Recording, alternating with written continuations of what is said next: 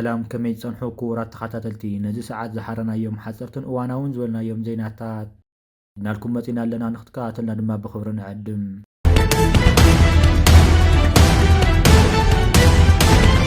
روساوያን ሊቃውንት ዝረኸቦ መድሓኒት መንሽሮ ሚእታዊት ውፅኢታዊ ኮይኑ ተረኺቡ ሩሳውያን ተመራመርቲ ዝረኸቦ ንዓለም ተስፋ ሂወት ፀንሐን ብክታበት ዝፍውስ መድሓኒት መንሽሮ ብግብሪ ምስ ተፈተነ ሚእታዊት ውፅኢታዊ ኮይኑ ከም ዝተረኸበ ተገሊጹ እቲ ንምፍዋስ መንሽሮ ዓለም ክስራሕሉ ዝፀንሐ ኬሞቴራፒን ጨረርታን ኣብ ኣካላት ወዲሰብ ጉድኣት ከም ዘብፅሖ ጠቕሱ ሊቃውንቲ ሩስያ እዚ ብመልክዕ ክታበት ዝወሃብ ሩሳውያን ተመራመርቲ ረኺቦሞ ዘለዉ መድሓኒት ግን ዝኾነ ይኹን ጎናዊ ሳዕቤን ከም ዘይብሉ ረዲኦም እቲ መድሓኒት ሙሉእ ብምሉእ ተግባራዊ ንምግባር ሓደ ዝፃፈም ነገር ከም ዘለዎ ተረዲኡ ብውድብ ጥዕና ዓለም صدقه خا فواسا منشره خم زخونه خال اغا فواسا وصيتات دحنتون استحلون قليل كم زخون تو تمارمرته تسفيه ملو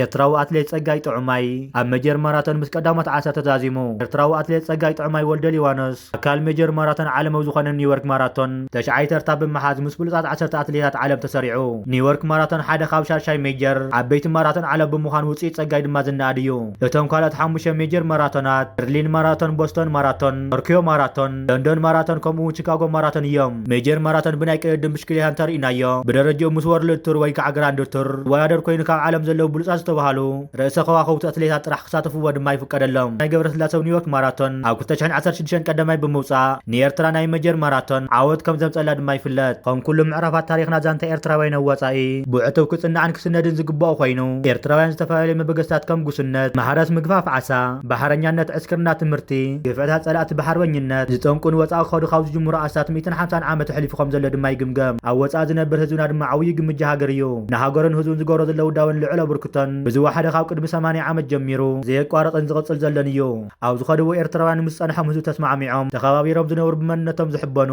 ታሪኾምን ባህልታቶምን ዘኽብሩን ኣጽኒዖም ዝሕዙን ናብ ደቀውን ምስጋር ዝተጎን ጽዕሩን ምዃኖም እዮም ዝፍለጡ ኣብ ርእሲኡ ኩሎም እኳ እንተዘይበልና እቶም ኣዝዮም ዝወዝሑ ሳላቱ ውርዚ ኤርትራዊ ባህልን ክብርታትን ኣብ ዝወፈርዎ ጽዕርን ዝዕወትን እዮም እዚ ክልቲኡ ረቋሕታት ማለት ሃገራውነቶምን ጸዓተኛትነቶምን ንኤርትራ ድማ ዓብዪ መኽስብ እዩ ኣብ ወጻእ ዝነብሩ ኤርትራውያን ካብዚ ከይተሓፀሩ ኣብ ቃልስን ሓርነትን ምውሓት ላዕላውነትን ጥራሕ ከይተደረቱ ንህንፀት ሃገር እውን ዓብዪ ብርክቶ ገይሮም እዮም እዚ መልክዕ ብዙሕ ተጋድሎ ንዓሰርታት ዓመታት ዝቐጸለን ኣብ ምዕዋት ሃገራዊ ዕላማታትና ልሉይ እጃም ዝነበረ ረቋሓ እዩ ከም ዝፍለጥ ኤርትራ ዘበጎሰ ውድብ ፖለቲካዊ ቃልስን ነጻነት ኣብ 1941 ንምምስራት ማሕበር ፍቕሪ ሃገር እዩ ተፈሊሙ ክስካብ መወዳእታ ኣብ 1950ታት ድማ ዝነበረ ግዜ ብሓያሎ መኸተ ሰራሕተኛታትን ተምሃሮን ተደሪዑ ድማ ተበጊሱ እቲ ከቢድ መስዋዕቲ ዝተኸፈለ ውሽጢ ኤርትራ ዝተኻየደ ቃልሲ ዘንቀሳቐሱ ሃገራውነት ንሱ ዝፈጠሮ ንቕሓትን መሰረት ብምግባር ኣብ ሱዳን ዝነበሩ ሃገራውያን ኤርትራውያን ኣብ ምምስራት ምስራሕ ናይቲ 1958 ዝቆመ ምንቅስቓስ ሓርነት ኤርትራ ሓረካ ወይ ማሕበር 7 ዓብዪ ተራ ተፃዊቶም እዮም መጀመርታ 1950 ጀሚሩ ድማ ካይሮ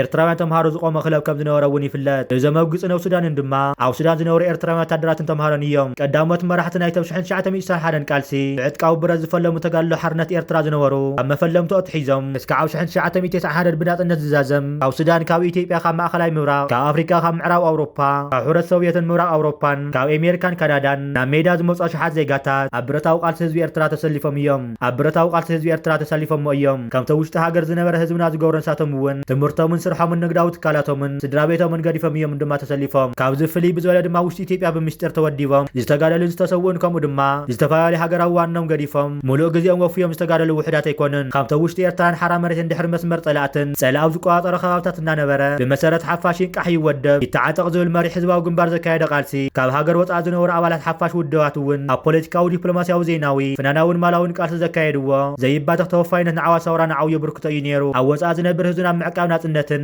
ልዕላውነትን ድማ ይረባረበሎ ወራር ወያነን ተጻውኦ ሓይላት መሓዙትን ብዋኔን ጽንዓትን መኪቱ ሃገራዊ ዓቕሚ ምክልኻልና ንምሕያል ብቐሊል ዘይትመን ፖለቲካውን ማላውን ኣበርክቶ ድማ ገይሩ ኣብ መደባት ህንፀት ሃገር እናተሳተፈ ንልምዓታዊ ፕሮጀክታት ማላውን ሞያውን ኣበርክቶ ድማ ገይሩ ብሓንጎልን ጉልበትን ዘጥረየ ገንዘብ ከይሰጋገር ንሰገረሉ ሓፅራት ጥሒሱ ንስድራቤት ጠዊሩ ንስድራ ስዋዕት ሓብሒቡ ድርቂ መኪቱን ለበዳ ኮቪድ ምምካት ግዲኡ ፈጺሙን ኣብ ወፃኢ ድምፂ ሃገሮ ጉሊሑ ኣምባሳደር ሃገሩ ምዃኑ ድማ ቀፂልዎ ሎሚ እውን ኤርትራዊ ወፃኢ ተቃሊሱ ንዝሃነፀ ውዳበታቱ ብምሕያል ኣብ መኸተል ልምዓትን ሃገሩ ተሳትፉ ብምዕዛዝ ዘይንደል ጽኑዕ ዕርዲ ኤርትራ ኣብ ወፃኢ ምዃኑ ደጊሙ ብምርጋድ ድማ ታሪኹ የጽንዕ ኣሎ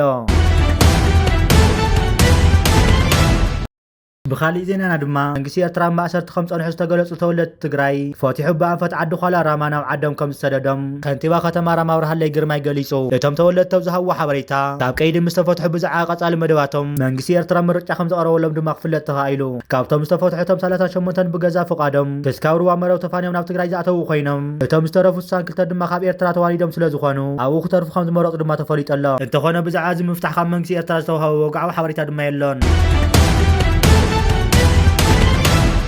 مرخ برهان جلا هزوا ويان حرنت تግራይ ድሕሪ ውዕል ፕሪቶሪያ ዝወስዶም ዘሎ ተግባራት ናብ ኩናት ንምእታው እኹል ምኽንያት ከም ዝኾነ ተዛሪቡ እዚ ምሩኽ ብርሃን ጅላ ነዚ ክስታት ዘቕረበ ነቲ ቅድሚ 5 ዓመት ኣብ ትግራይ ኩናት ክውላዕ መንቀሉ ኮይኑ ዝጥቀስ ኣብ ልዕሊ እዚ ሰሜን ተፈጺሙ ዝበሃል መጥቃዕትን ምዝካር ማሊ ዝተሰናደ መድረኽ እዩ ምሩኽ ብርሃን ጅላ ህወሓት ውዕል ፕሪቶሪያ ካብ ዝፍርም ጀሚሩ ዝፈጸሞም ተግባራትን ተንኮላትን ልዕሊ ዓቐንዮም ክብል ድማ ገሊጹ ምስ ኤርትራ ጽምዶ ዝብል ዘካየደ ዘሎ ዘይሕጋዊ ርክባት ተመዛበልቲ ናብ ዓዶም ክምለሱ ዘይምፍቃዱን ዕጡቓት ምስልጣን ናብ ኩሎም ሓራ ዝንቀሳቐስ ዕጡቕ ጉጅለ ፋኖ ከም ድጋፍ ድማ ኣብነት ኣልዒሉ مشاعبيان أودو سجر كاتم دجال مبال حازيلكم ننتزي كيدكم تمازاولت ننتزي ماليسكم عطوات من المال عدكم فتيحهم نعم محاورة تتصنبروا تجارل تجراي بدي أرنا أحطاتكم لس بمقبار سلام إثيوبيا أن مزراعة كل محرز قاص عطوات فانو وأنت تقاسن مها أنصار حاجة من قصتي أنصار بروتري أي خول دماغ جليسو واحد جودات يوصح كوان تهلوا يعني تطول عجز زيارة جودات كسعبيو بس جزية اللي بزجر برسك فتري بزبل من قصت عقل 5 جوار دماوريه كرم حمش عامة من قصت مقالنا دي سابان بيستر على جد ما نخل التعامات يسأل حدا ما وخيات حد دما بقيسو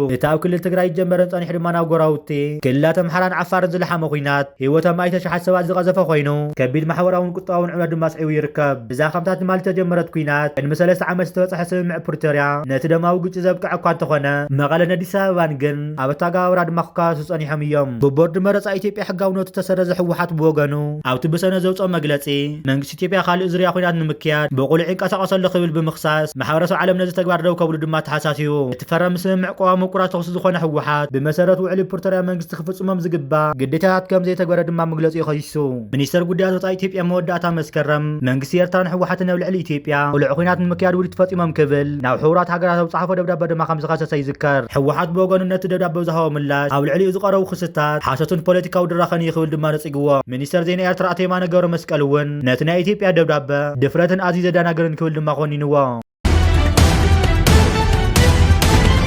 بخالي زينانا دما او اوروبا خسغرون دلي افريقاوያን ስደተኛታት ኣብ ሊብያ ዝርከብ መኻዝናት እናደጓነ ስቃይ ከም ዘውር ደሎምን ገንዘብ ከም ዝምንዝዕን ተኸሰሰ ኤርትራዊ እኒ 3 ሕዳር 2025 ዘውፅኦ መጋባእያ ዓቃብ ሕጊ ጌጋ ሰብ ከም ዝሓዘን ዲያን ሆላንድ ተዛሪቡ ኣኽበርቲ ሕጊ ተወልደ ጎይቶም ወይ ድማ ማኑኤል ወልድ ተባሂሉ ዝፅዋዕ ሰብ ካብ ምብራቕ ኣፍሪቃ ዝመፁ ስደተኛታት ብዘስካሕካ ሕጋዊ ናብ ኣውሮፓ ንምስጋር ከም ዝሰርሕ ኣብቲ መስርዕ ዓመፅን ምምንዛዕ ገንዘብን ከም ዘካይድን ድማ ይኸሱ እዚ ብፖሊስ ተዋለደ መርበብ ስደተኛት ብሊብያ ቢሎም ናብ ኣውሮፓ ንምስጋር ዘኽእል ንኣሽሓት ኣፍሪቃውያን ስደተኛታት ኣብ መኻዝን ብምድጓን ካብ ክወፁ እንተኮይኖም ካብ ስድሮም ገንዘብ ክኸፍሉ ብምግዳድ ከም ዘሳቂዎም እውን ኣኽበርቲ ሕጊ ይገልጹ እዚ ቤት ፍርዲ ሆላንድ ብሊብያ ቢሎም ኣብ ኣውሮፓ ልዕሊ ዝተሰግሩ ስደተኛታት ገበናዊ ተግባራት ንዝፍጽሙ መርበባት ኣብ ዝከታተሉ ውሕዳት ትካላት ሓደ ኮይኑ ግዳይ ወሊዱ ዛጊድ ካብ ዘርእዮም ጉዳያት ዝዓበየ ምዃኑ ድማ ተሓቢሩ ሊብያ ንዓመያ ዝመርሓ መዓመር ቃዛፊ ካብ ስልጣን ድሕሪ ምእላዮ ብተሃገር ማእኸላይ መንግስትን ቁፅርን ድሕሪ ምፍራሱ ሊብያ መመሓላለፊት መንገዲ ናብ ኣውሮፓ ሰግሩ ኮይና እያ ጸኒሓ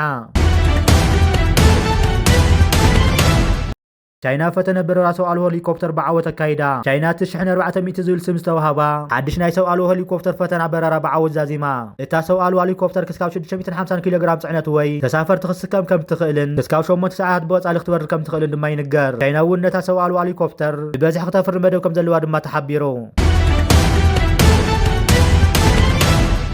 البرهان أمريكان جبت النتو السودان ذات سلام نمكياد زجورة زلوا سعرتات نتيجو وتدراو مرح السودان جنرال عبد الفتاح البرهان أمريكان جبت المستهمية تزيفل زفلات عزاز حالتات قلت في دقة في RSF محمد حمدان نقالو كيرجت نقص سراخيبو كذات نزقر وحاورو أمام بمنساق نتابتا بخوينا استهاسيت هاجر سلام نمسا زجبر زله جراو سعرتات دقماي نتيجو دبلوماسيوان من جتات نزا السودان تايمس بمسار الزهو حوريتا يتمونجو كايران واشنطن بطوق مو هال تجمرو وتنشم قلنا بلوغ أمريكا وقدات عرب أفريقان صار باولوس زمرح ኮይኑ ለማና አውል ብርሃን ህሜትን በበይለም ብምርኻ ድሓር ከዓ ክልቲኦም ተቐናቐን ተቐታው ዘረው ከካይድ ብምግባር ከዛተይ ድማ ተሓሳሲቡ ነይሩ እቲ ዘረው ሰበስልጣን ግብፅን ኢማራትን እውን ከተቃል ተጽዊት ተገይርሉ ዝነበረ እዩ እቲ መቃነ መንጎ ዝዋጉ ወገናት ምትእማን ዳግማይ ንምህናፅ ተዓሊሙ ንቀዳማይ ሚኒስተር ነበር ዓብደላ እውን ክሳተፉ ውጥን ከም ዝነበረ እዩ ዝግለጽ ይኹን እምበር አልብርሃን ምሶም ንሱዳን ከጥፍኡ ዝደልዩ ዕጡቋት ድለያ ዝድገፉ ኢሉ ዝኸሶም ልኡኻት ሕመቲ ይኹን ኢማራትን ምርኻብ ፍጹም ምስ ኣበየ እቲ ውጥን ከም ዝፈረሰቶም ምንጭታት ይሕብሩ